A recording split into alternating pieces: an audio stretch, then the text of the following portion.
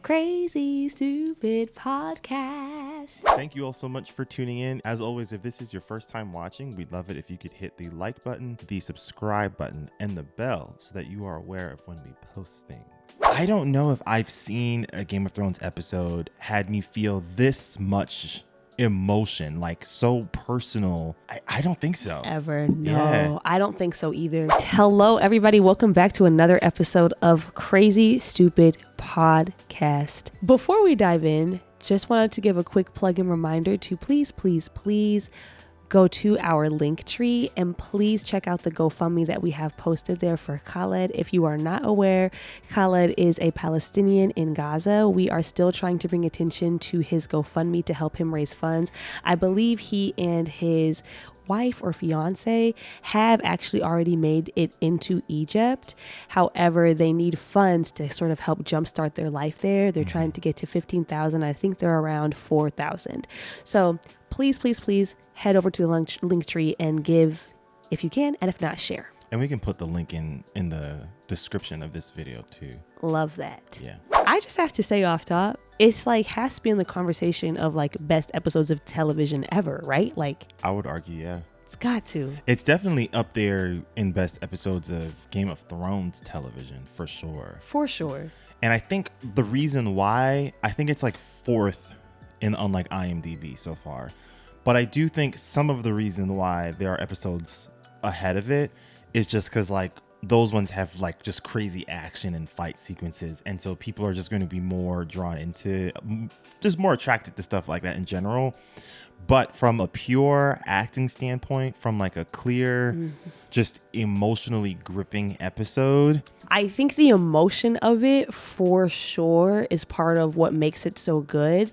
And I think that what really brings out that emotion is that I think this is just a master class in character exploration of so many different characters.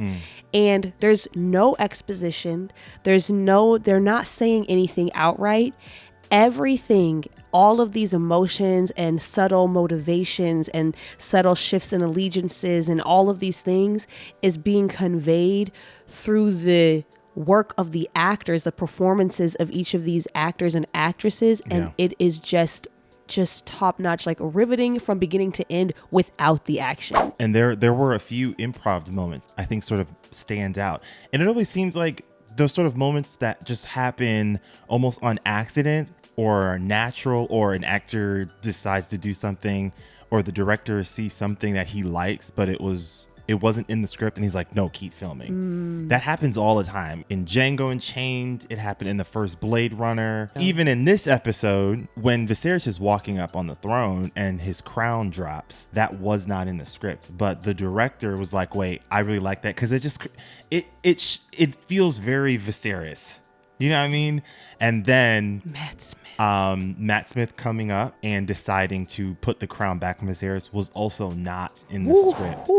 And then they realized like, oh, we need this in. It lands so well. So they decided to keep it. It really does. That's actually wild. But actually at the same time, it makes sense because it's almost so good and feels so genuine that it's like, yeah, you can't write that. You can't write that. Wow. Because that moment, that's one of the most memorable moments of the season for me. Yeah, I would agree. They needed that moment to bring closure to the storyline of those two and their relationship because they don't have a conversation. They don't get to have that like what Rhaenyra has with him and, Alicent. They don't have that. It's all in that one moment. So, wow. Yeah. Wow. Yeah. It also ties back into the first scene we see them together when Daemon walks into the council's meeting in episode 1 where he says Daemon and then Daemon responds brother. That greeting is the same greeting we get when they first see him in the bedroom where all he could say is Daemon and then Daemon responds with brother. I thought Matt Smith's acting in that scene was so good because again, he doesn't say much, but you can see how painful it is. Yeah. For him to view Viserys, which, makes sense. It's your older brother. Seeing those kinds of big figures in your life be sort of like whittled down. Yeah. To this is like frightening. I feel like it's sad, and I also feel like there's something kind of scary about it. And I think that Matt Smith conveyed those emotions so well. Yeah, I mean, growing up, you look at certain figures as almost like invincible, like your older siblings or parents or grandparents. I remember like when I started to see like gray hairs grow on my father, I was just kind of like, whoa, what is this? Like, it's a very eerie feeling because you obviously you know they're not invincible, but in the back of your mind, you kind of place them in that category of like, they're going to always be around. Yeah, it's when the visibility of their mortality, it forces you to think about it. When there's visible signs of like, oh, this person is getting older, it forces you to really confront that reality, and it's hard. And you felt that with Daemon, in this episode, and Rhaenyra, I think. Oh yeah, for sure with Rhaenyra, because I think she's a little bit more emotionally mature than Daemon, because Daemon's trying to talk politics, and I think Rhaenyra realizes, hold on, let's pause. I don't have as much time as I would like. This is secondary in I guess in merit and priority. He at least needs to meet his grandkids. So she cuts Daemon off and then introduces Viserys to her new kids because he hasn't had the chance to meet them yet, which I thought was interesting because it almost felt like Rhaenyra was just kind of reading the room of like, if none of this goes the way that we plan, he at least had the chance to meet our new kids. And I kind of like that. I do like that. I actually did not realize that she cut him off to do that, but I'm glad that you pointed that out because that was something that was really on my mind during that scene. It's this idea of like, I remember last week you were talking about how Rhaenyra leaving King's Landing was like her biggest mistake of this season. And I agree with that. Like politically and strategically, it's a huge mistake. And also on top of that, there's also something that is just like, I don't know if morally is the right word, but I just can't imagine knowing that my father is sick, right? Like before she leaves, he's already not well. Yeah. I mean, he hasn't gotten to this point, but we know that he is unwell. Knowing that my brother is sick, my father, and then leaving and never coming back to see him until you need something. That was really rubbing me the wrong way in that scene. Is just like, you knew you had limited time. You knew. And it's also, I know a lot of people were like, well, just precedent and tradition, the heir is normally on Dragonstone. I'm sorry, that's not a legitimate reason for me. Tradition has gone out the window the second he named Rhaenyra heir. And so that argument, it doesn't land that strongly for me because you weren't at Dragonstone prior to the drama hitting off with Lord Strong, which means, at least from Viserys' perspective, he was fine with you being in King's Landing. And I think he would have rathered that because when she leaves, he goes back to his room and he's crying and he's kissing on Emma's ring. He's probably feeling very alone in that period of time. I also think, I understand travel is different, obviously, but several years have passed, it would seem. You could have been visiting. Yeah. Even if you're like, I understand, I can even like sort of understand, her desire to maybe remove her children from such a toxic environment. I understand that. But you got a dragon. You could have flew over there in a couple hours. But fine. You don't come back even to visit, like knowing the state that he is in, knowing that you have limited time. Yeah. And I also think too, something so interesting, like, again, the only reason that they end up going back is because of what happens with Corlys and the question around who is going to inherit Driftmark. Had that not happened, when was she ever going to return? I know. Was she going to show up after Viserys died and suddenly just assume the throne of a place that she has not been physically for years? Yeah. She has not been involved in the politics. She has not been involved in the decision making. She has not been making herself known and present to the people that she'll be ruling over. What was the plan there? It doesn't make sense to me. And I think that one of the things that this episode showed is that you could probably say that the two sides are pretty evenly matched in terms of their military prowess, right? Like they both have dragons, they both have a strong army. I think that Team Black, at least as it stands right now, I don't know what's going to come in the future, but as it stands right now, I think Team Black is at a major disadvantage when it comes to political savvy and strategic thinking and forethought. I think that Rhaenyra and Daemon, I think that they're very ruled by their own passions and their own desires. And because of that, they sometimes lack forethought. Yeah. And so, you're making these decisions because they feel right to you. But on the other side of this conflict, they are making strategic moves. And they're doing that and you're not planning for it. It's also, and you see that kind of hurt them a little bit later on. Obviously, in this episode, they have clearly been in contact with Vaemond, the Greens. But in the season finale, when Luke goes to Storm's End to meet the Baratheon, the Baratheon's like, the Greens came with Aemon. They promised to marry one of my daughters. And then it's like, what do you have? Too little, too late. And then Luke's like, well, I'm already betrothed to someone. And so it's like, Otto is like, stale O's ain't gonna keep you on the throne. He's right. There's a handful of lords in Westeros that you can trust will be honorable. If you're not throwing them a political bone at some point to reel them back into your good graces. And I feel like had Rhaenyra had pulled in maybe Rhaenys and Corlys a little bit earlier on, maybe these things wouldn't have happened, because Daemon is smart, but he is not as politically smart as Otto or even maybe Alicent is. He is good on his feet and he's good in the moment, but I don't think that he has long-term strategic planning skills. I'd agree. Because I was thinking about that with Rhaenys too. Like, I have lots of issues with the way that they went about the thing with Laenor. Like, I think that there's some moral and ethic concerns, and I also think that it's just really cruel to not let Rhaenys and Corlys in on the plan so they don't have to mourn over their son. But also strategically, it does not make sense to not tell them. Yeah. You need them.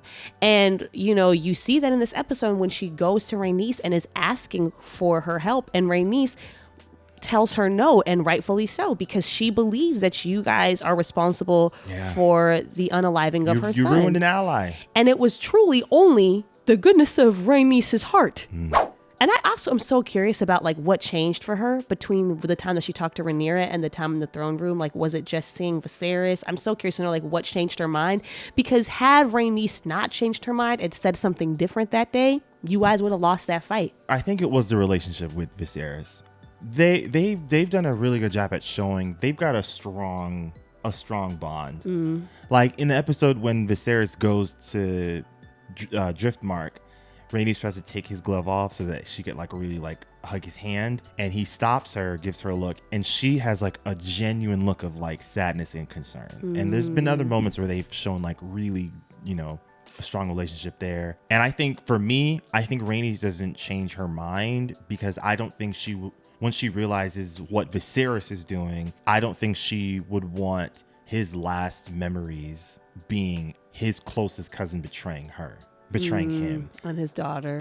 That makes a lot of sense to me, because that's truly the saving grace for them. When I first watched this season, I think it was like Viserys was my favorite, and then maybe like Alicent, and then Daemon. Rhaenys is going up the ranks pretty quickly as I'm watching this season so far, primarily because out of all of the women in this show, if you wanted a character in House of Dragon that you could root for, you could really root for Rhaenys. I'm putting the disclaimer of like where characters go in future seasons, that's one thing. But specifically for season 1, if you're looking for a character that you can root for, it would be Rhaenys. Because honestly, she is the only woman, I would say only person in this show so far that is truly trying to dismantle that patriarchal system.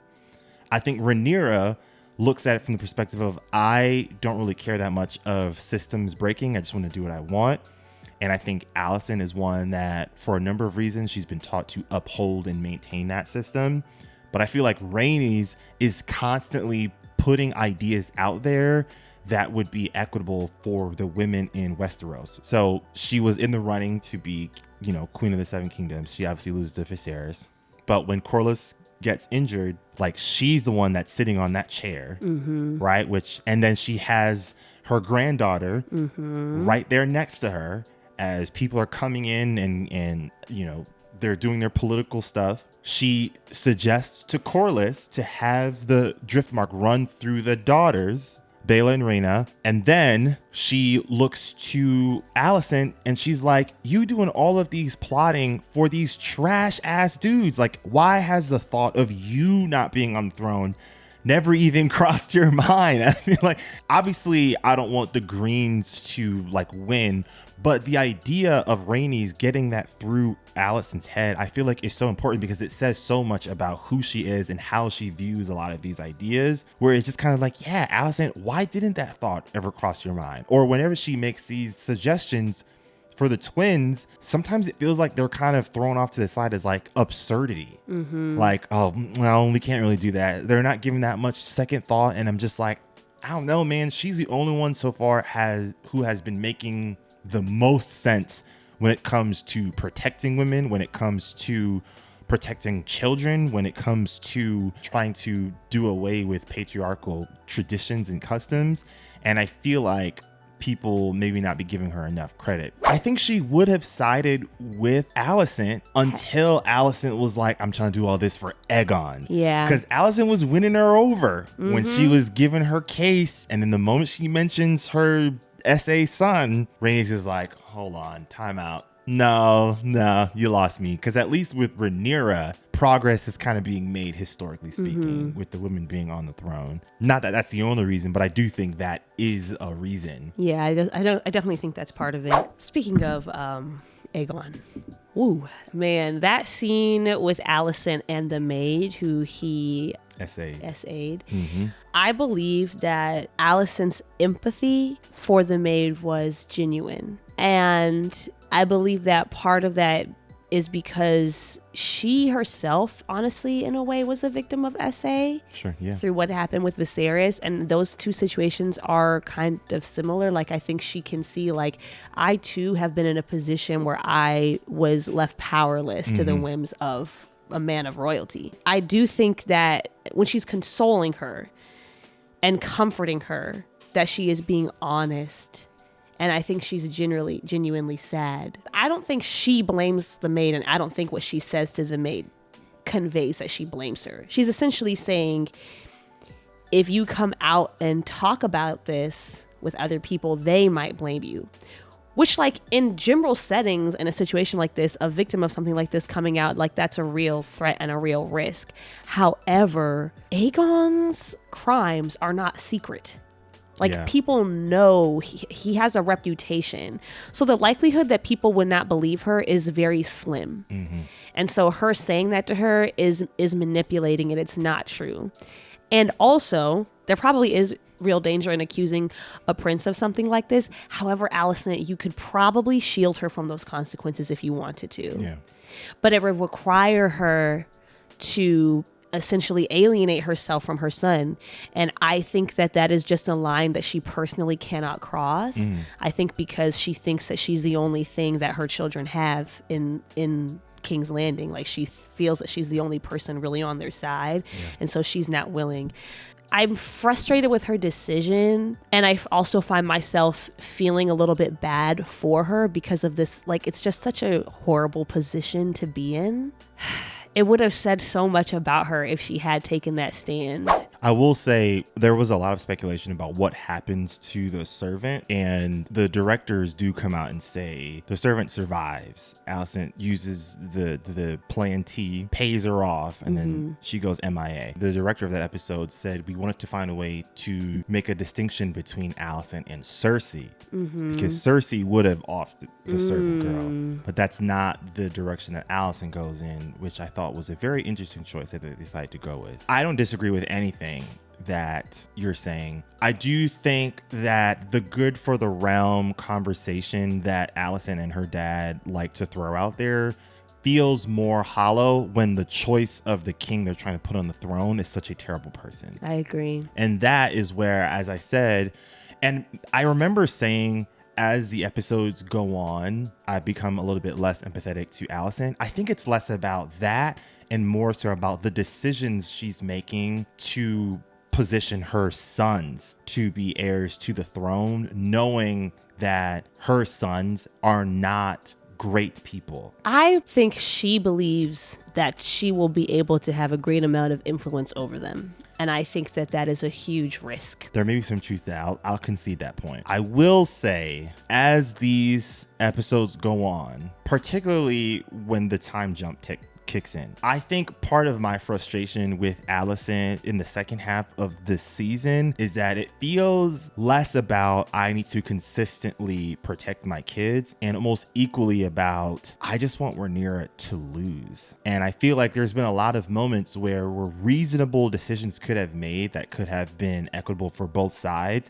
Alicent just writes that off because I think there is this anger that and resentment that she has for Rhaenyra, that like, you always get what you want and I've been on like the losing end of the stick, which I understand that. But as the season goes on, I'm like, the reaction she gives to every little thing that goes into Rhaenyra's favor, even if it was like a common sense direction, is one of like, here we go again. Always gets what she wants. I guess it becomes a little bit harder for me to empathize with her as I did later on, because there were moments where Rhaenyra was trying to concede, like the marriage decision that she makes.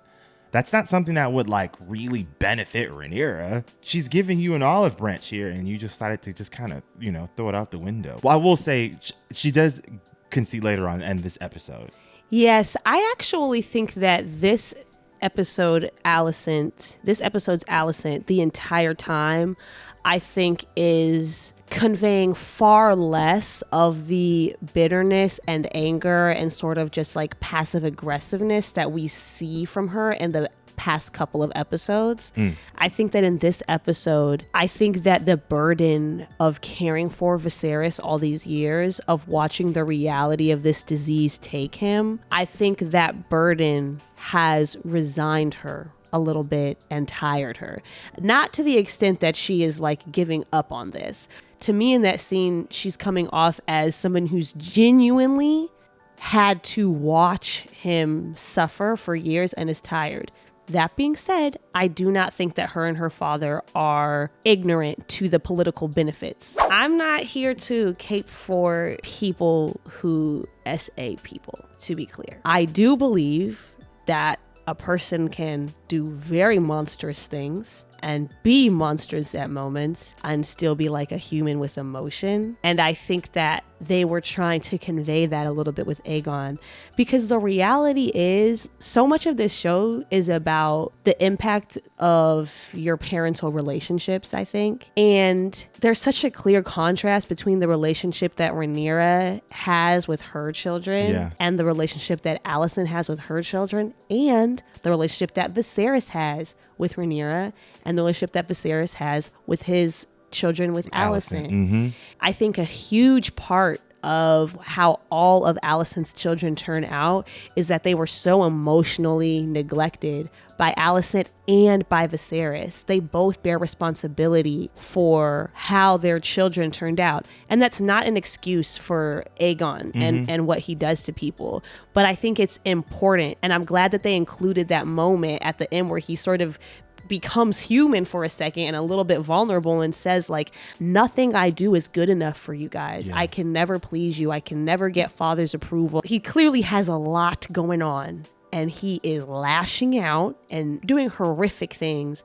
But I'm glad that they included that little line for him, because I think it's so important to his character. It's also interesting because I don't always think Alicent realizes how she has sort of perpetuated the generational trauma that sort of existed in their family for the last couple generations. Because in episode 9, when she's like, how would I have ever known if I even wanted to be a queen? You never gave me the choice to sort of pursue other ideas, and you kind of did that same thing with Aegon.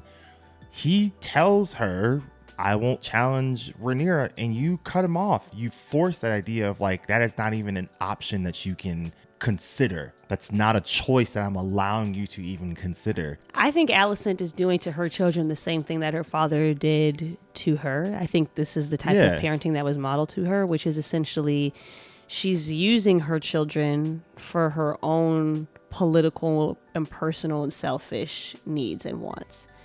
In the same way that Otto positioned Alicent and used her to further his political wants, I think Alicent is doing the same thing. She so badly wants what she's been through to not be for nothing that she's using her children to ensure that it was worth it, regardless of what they want and regardless of her own moral standing, because she doesn't like incest. Remember, Alicent?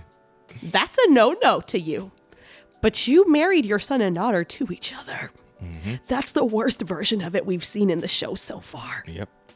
It's all bad, to be clear. But that's especially disgusting. For sure. So, yeah, I think so much of it just comes down to the relationship to the parent. But again, honestly, as much of this as I put on Alicent, I put it equally on Viserys. I think he was a horrible father. He was completely neglectful of his other 3 children, and he never acknowledges it for his he children. even says, my only child to Rhaenyra. Yeah, he completely, over and over again. And I think all of the times that that's proven to Alicent that nobody is standing in her corner, nobody is protecting her children, that same message is being conveyed to the children. I found Daemon's anger at Alicent's removal of sort of Targaryen custom and culture in the kingdom. I don't care about that at all. I found that a little weird, primarily because you guys are colonizers. Yeah, you did the same thing to Westeros. They did not ask you to come here. I understand that Aegon had that dream, but from the Westerosis' perspective, it wasn't just a dream that you all did. There was a lot of cultural acceptance that Westeros had to do from you all because of how powerless they were, because you guys had dragons. They did not like the siblings being married. There was some versions of relatives marrying off, but siblings in particular was something that they did not like. But what were they going to do with Aegon the Conqueror? They were powerless against dragons. So when Daemon says that, I was just kind of like, I don't know, Daemon is a little hypocritical personally of how you're responding to what Alicent does, because I believe what she had was the faith of the 7, which was not like, there were many people who believed in the faith of the 7 even before the Targaryens come to Westeros. I don't know. It just, that rang a little hollow. I understand his frustration, but it was like, you're probably the wrong messenger for that. Yeah, I personally just don't care. I don't care who these people worship. Do what you want to do. Yeah. But I also, part of the reason why I also didn't care was I was like, honestly, Rhaenyra and Daemon, you bear responsibility for that a little bit too. You left. What's she supposed to do?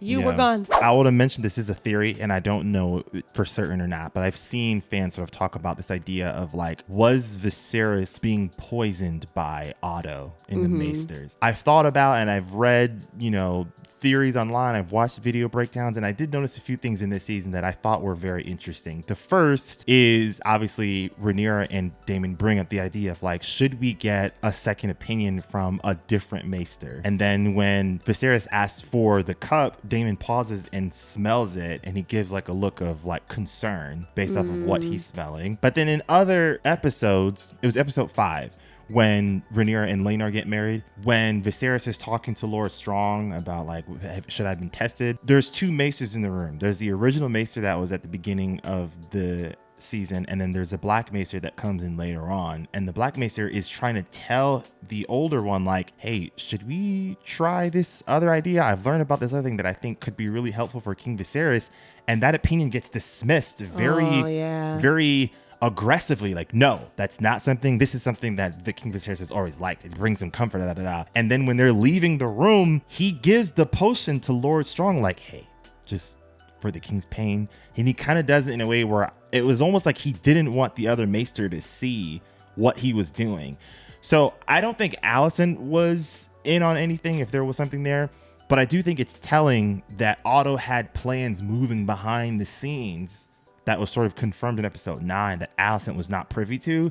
And I wouldn't be surprised if trying to get Viserys out of the way was one of them, because they do have somewhat of a monopoly on the maesters, or at least some of the maesters there, because it's an old town. So I thought that was a little interesting, where there's some hints to it. It's obviously very green. They'll never confirm But I think I like that they won't confirm. I think it adds a little something. But I find that theory interesting and completely plausible. I do have some thoughts on Vaemond. I'm surprised it didn't come up earlier because you were pretty adamant when we first watched it back in 2022. I feel the same. Here's my thing. Here's my thing. This to me is an example of how sometimes race swapping a character will just simply inevitably change the undertone of the conversation, at least for me. And this is one of those things. Now, I try to put it out of my mind because I understand that like the racial politics of our world do not, to my knowledge, exist in the world of Westeros. They don't. I know that rationally, but having a black man worry about his legacy and his lineage being passed from him and his bloodline to white children does change some things for me. And I'm sorry, it was hard. It was hard for me to just completely ignore it. It was hard. Vaemond was making points. Yeah. He was making points. And up until, I think he did too much. Obviously, like calling Rhaenyra Or is like, don't do that. Do I think he needed to die? Personally, no. No. But I honestly, what he was saying to Viserys was straight up facts. Personally, to me, I understand that Viserys is the king. You're not supposed to do that. I get it. And also, sorry, but some of the things like you're over here doing whatever you want in your household. And now you're going to come over here and just tell me what I'm supposed to do with mine. I feel that. I do. I don't know. I wasn't as mad at him as some people were. I got to be honest. I think it's true where there's this elephant in the room of like this bloodline is being passed down to people that have no connection. Yes, to us it's at all. real. And we are all just pretending. And it's also kind of, I think it wouldn't have been as bad, but like Luke, there's nothing Velaryon about him. Like not just feature wise, but like he even says it like, I get seasick the second I just walk to the harbor. Like it's not even in his DNA. And you see, this is another thing that shows up of like Rhaenyra and Daemon and kind of just like they're not really thinking things through in the same way that Rhaenyra's plan was apparently to just like show up in King's Landing and just rule after being absent. You're not preparing Luke for this inheritance either. You're accepting it because you feel that he's entitled to it, which in fact he isn't. Like he isn't technically. He's not. But you feel that he is, and you're still not doing anything to prepare him to take it on. It doesn't make sense. Yeah.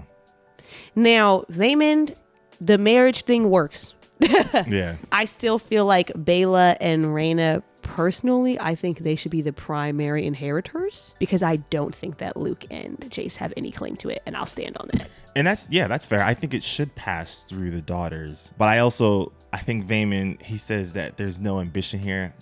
There definitely is. I'm not buying that. I'm not buying that. No, there definitely is. It's a little bit of both. It's a little bit of both. I think, but I think he meant everything he said, and also he sees the political game. That was one of the moments again where you could see it from Vaemond's perspective. Like I agree everything that you're saying. There's this idea of erasure that's sort of existing that is probably a genuine fear for him, but the fear isn't high enough for him to look past the patriarchy. And that's where I think he starts to lose me because I'm going to always advocate for Baela and Rhaena.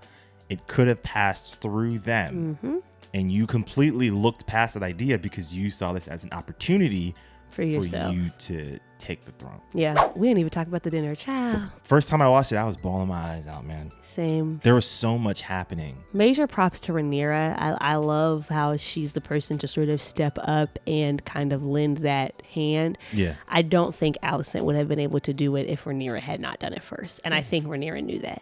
And I think it helped that Alicent heard a real apology. Yes, and a real acknowledgement of the sacrifice that she has, and it's the first she's got in the entire season from anyone, from any person. Yeah, God, I think she needed that so much. I think that everybody there genuinely meant what they said. I think that Rhaenyra was being completely truthful. I think Alicent was being truthful. I even think she meant what she said when she said, "You will make a great queen." I think that there was an awareness underneath it all that we mean what we say and we genuinely care for each other. And we are voicing this for the comfort and the benefit of Viserys. Mm-hmm. And we also know that when he passes, shit's going to hit the fan one way or another. I think everybody knew that. And I think that's conveyed through the kids. I think that Rhaenyra and Alicent were about to be cool. But the damage has been done. Late. Yeah, and even if they did not rehash it in their lifetimes, or if Alicent did not just, pick back up with her crusade, I think that the conflict between the children is just, it was always going to rear its ugly head. Mm-hmm. It was always going to happen. Aegon maybe would have backed off. Aemond, not so much. This is the most kingly I think we've seen him in this entire season, personally, where people are truly locked into what he's saying. And granted, a lot of it is sympathy because they know he doesn't have that much time left. But yeah, I think, Viserys is trying, but I think it just sort of shows a lot of his efforts feel a little fickle and a little temporary. This wasn't going to last. I feel happy for him because he can go to rest knowing, at least in his mind, believing that I fixed it, right? Mm-hmm. I was challenged and I met the challenge, right? Mm-hmm. But yeah, I think the kids are that reminder to the parents of the permanent damage that they caused. Mm-hmm. It's sad because it's like a glimpse into the family that they could have been. Yes. They could have been that family, but they just mucked it up so much. My very last thing that I'll say is about Alicent and Viserys in the last moments of the season. I think that this moment is like one of the just saddest. I think it's the saddest thing that's happened thus far. Mm. Just the weight of this misunderstanding. Yeah. I believe that, because I know we've both said in the past that we think that Alicent still had to do a little bit of, some logical leaps and bounds in order to come to the conclusion that she comes to about Viserys' last words. And I agree. I think that there's like a little bit of like self-convincing that she's doing. However, after seeing this episode again, I feel that at least a good portion of that self-convincing is not all coming from a desire for like political power and strategy. I think there is a part of it that wants so badly to believe that Viserys finally in his last moments took her side. And because she wanted it so bad, she went with the interpretation of his words that could fulfill that need. And what makes it also sad, I'm not like trying to like romanticize their relationship at all or in any way. I do think it's very tragic that Viserys was never going to fully love Alicent. Mm-hmm. Or her children. Yeah, they both knew it. In episode 7, he mistakes Alicent and calls her Emma, right? When Rhaenyra leaves and goes to Dragonstone, what does Viserys do? He cries in his room kissing Emma's ring. And honestly, in those last moments, he's not thinking about Alicent at all. No. He's thinking about two people, Rhaenyra and Emma. That's it. And Alicent doesn't know that, which you could also argue that in Viserys' last few moments, he felt like he saw things. And in Alicent's last few moments with Viserys, she felt like there was finally some acceptance that she got from him because of what she feels like she's telling herself about what he says about Aegon. But there is some tragedy there where it's just like, there was never a chance for her to have a happy marriage with the two of them. Age difference aside and how weird and creepy that is. Even so, just the circumstances. Yeah, I think the hole that Emma left in Viserys' heart was just too big for anything Alicent could do to ever fill that. It didn't matter how loyal she was, how much she took care of him, how many kids she gave him. It was never going to be enough for Viserys. And I find that's what made me feel very sad. And like the last thing on his mind was Emma. Alicent didn't even cross his mind at all. And I thought that was kind of sad. I agree with that. The one thing that I think about is, Alicent, you could have taken that validation, taken that acceptance, and held that dear. And you could have never said a word to anybody about what he said. Yeah. You could have kept it to yourself and not said a word. That's true. You didn't have to use it as an opportunity. You didn't have to. Woo. What an episode. What an episode. Shout out to Helena. I think she's one of the funniest, funniest people when she's giving the girls Daemon's daughter's marriage advice, like, it's not so bad. You just kind of get ignored, which that would not be the case with Jason Luke. Personally, I don't think that would be the marriage that they would get. But also, No. we said this while we were watching. I think she's a little on the spectrum, like when Aemon's Or doing. she's at least coded that way. Yeah. Like Aemon is given the little side sarcastic mark of like strong boys, and you can see in the background she's about to clap, and then she realizes, oh, no one else is clapping.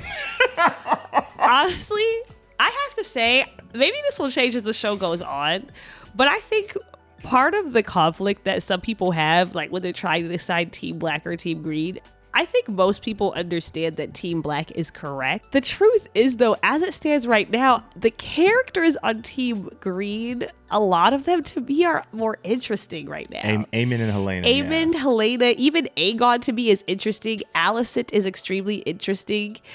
Obviously Daemon is extremely complex. I like Rhaenyra. I don't feel that she has the intrigue for me because I feel like her character is a little bit simpler the way that they've presented her. And same thing with Jace and Luke. Yeah, I also think rewatching the season, it definitely feels like they gave a little bit more time with certain Team Green characters than they did with certain Team Black characters outside of the Velaryon. Yes. Couple, yeah.